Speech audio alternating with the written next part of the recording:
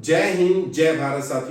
साथियों आप में से जो लोग भी कर्जे की दलदल में फंसे हैं और लोन नहीं चुका पा रहे हैं, चाहे किसी तरह का भी लोन है आपके ऊपर, हाउसिंग लोन है, एजुकेशन लोन है, किसान क्रेडिट कार्ड का लोन है, पर्सनल लोन है, पर्सनल क्रेडिट कार्ड का लोन है, किसी साहूकार से लिया, रिश्तेदार से लिया, जानकार से लिया और नहीं चुका पा रहे, तो अब घबराने की जरूरत नहीं है। देश में कर्जा मुक्त भारत अभियान चल रहा है। अभियान पूरी तरह से निःशुल्क है और जल्दी ही सरकार जनता का कर्जा माफ करेगी, ऐसा हमारा विश्वास है। लेकिन आप अपने कुछ डॉक्यूमेंट तैयार कर लें, क्योंकि जब सरकार बुलाएगी तो ऐसा ना हो आनंद फानंद में आप भूल जाएं कि क्या क्या डॉक्यूमेंट चाहिए होंगे कर्जा माफी के लिए। आपको सबसे पहले तो कर्जा माफी का आपने फॉर्म भरा हो। अगर आपने फॉर्म भरा है तो आपको एक मेल आया होगा, वो मेल रिकॉर्ड में रखिएगा।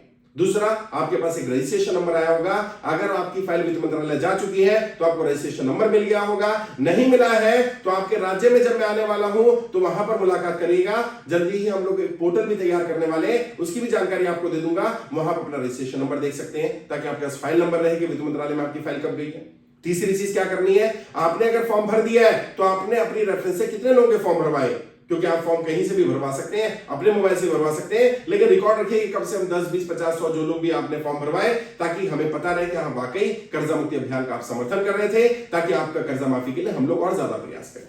एक और चीज, आपके ऊपर कितना लोन है उसको लिख करके रखिए। हर चीज लिखी होनी चाहिए, कितना लोन आपने लिया था, कितना आपने पे कर दिया, किससे लिया है, किस बैंक से लिया है, एनबीएफसी से कौन सी लिया, रिश्तेदार से कितना लिया, किस रेट ऑफ इंटरेस्ट पर लिया, कितना आपने जमा कर दिया, कितना आपके हिसाब से रह गया है। अगर आप ईएमआई भर रहे हैं लगातार तो उसका रिकॉर्ड आपके पास होगा ही। अगर नहीं भर पा रहे तो कब से नहीं भर पा रहे हैं। अगर आपके पास कोई नोटिस आया तो नोटिस का आपने जवाब क्या क्या दिए, वो सारा रिकॉर्ड रखिए। और प्लस अगर आप कर्जे की दलदल में फंसे तो क्यों फंसे आप, उसका एक लेटर बनाइए, कम से कम 4-5 पेज का विस्तार से लेटर बनाइए। पूरा बताइए, लॉकडाउन के बाद मेरी स्थिति खराब होनी शुरू हुई। अगर लॉकडाउन के बाद हुई तो क्या स्थिति खराब हुई, अगर आप व्यापार करते तो किस तरह का व्यापार था, क्या दिक्कत आई व्यापार में और व्यापार क्यों बंद हुआ, अगर हम नौकरी करते तो नौकरी छूटी या आपको निकाला गया, क्या परिस्थितियां बनी, फिर आपने नौकरी के लिए कहां ट्राई किया, आपकी नौकरी नहीं लगी या लगी तो कम सैलरी मिली, या आपकी सैलरी कम हो गई, या आपकी कमाई कम हो गई, या आपके खर्चे बढ़ गए, या आपकी महंगाई हो गई, या कोई बीमार हो गया, कोई परेशानी आ गई। जो भी दिक्कत आई है उसको विस्तार में लिखिए, क्योंकि जब भी वित्त मंत्रालय के पास फाइल जाएगी, आपकी फाइल में आपके लेटर, आपके डॉक्यूमेंट सब भेजूंगा, ताकि सरकार को पता रहे कि किस व्यक्ति के साथ क्या समस्या आई और समस्या का समाधान सरकार जल्दी करे। और जब वो लेटर होगा तो हमें यह भी पता चल पाएगा किसको कितनी ज्यादा राहत की जरूरत है, कितना जल्दी राहत की जरूरत है। ये डॉक्यूमेंट अपने पास तैयार रखिए। और अपने यहाँ केंद्र अगर खोला है आपने तो केंद्र का आपके पास रजिस्ट्रेशन नंबर होगा। अगर नहीं खोला है तो केंद्र खोलिए, अपने यहाँ फ्री में केंद्र खुल रहा है। आप हमारी ईमेल आईडी है freekmkindia@gmail.com, freekmkindia@gmail.com। यहां पर मेल कर दीजिए, मुझे अपना कर्जा मुक्ति केंद्र खोलना है। अच्छा, बैनर मंगा लोगे, उस पर कोड होगा, वो कोड रखो अपने पास, ताकि हमें पता रहेगा आप कहां से हो, आपके पास कितने फॉर्म आए हैं। उस एरिया के कोई लोग आएंगे तो मैं भेज दूंगा। अगर आप नहीं जोड़ सकते ना, मैं अपने लोग भेज दूंगा उस एरिया में कि यहाँ हमारा केंद्र खुला, वहां जाकर के करना क्या है, कुछ नहीं। जो लोग आएंगे उनके फॉर्म भरवाओ, उनकी डिटेल अपने पास रख लो, कितने लोगों के मैंने फॉर्म भरवा दिए। जितने ज्यादा लोग के आप फॉर्म भरवाओगे, सरकार पर भी दबाव पड़ेगा, प्लस हमारे सिस्टम में भी पता चलेगा कि व्यक्ति ज्यादा एक्टिवली काम कर रहा है, इसकी मदद ज्यादा होनी चाहिए, इसकी पहले मदद होनी चाहिए। क्योंकि जो लोग कर्जा माफ हो जाने के बाद क्या करेंगे, कर्जा माफ हो जाने के बाद आपको व्यापार करने के लिए कोई अपॉर्चुनिटी, कोई पैसा या कुछ सिचुएशन आपके लिए तैयार करेंगे, तो उस सिचुएशन में प्रायोरिटी किसको मिलेगी, जिन लोगों ने केंद्र खोला हुआ उनको प्रायोरिटी मिलेगी। कल को मुझे मत कहना कि सर मुझे मेरा नंबर क्यों नहीं आ रहा, क्योंकि कर्जा मुक्ति तो हो ही जाएगा।